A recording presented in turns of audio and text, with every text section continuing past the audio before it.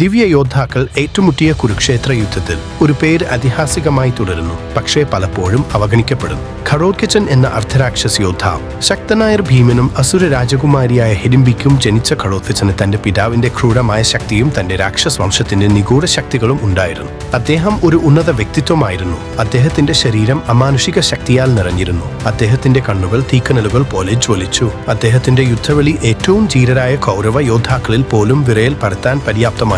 ഒരു രാക്ഷസനെന്ന നിലയിൽ അദ്ദേഹത്തിന്റെ യഥാർത്ഥ ശക്തി രാത്രിയിൽ ഇരുട്ട് വീഴുമ്പോൾ അദ്ദേഹത്തെ തടയാനാവാത്ത നാശത്തിന്റെ ശക്തിയാക്കി.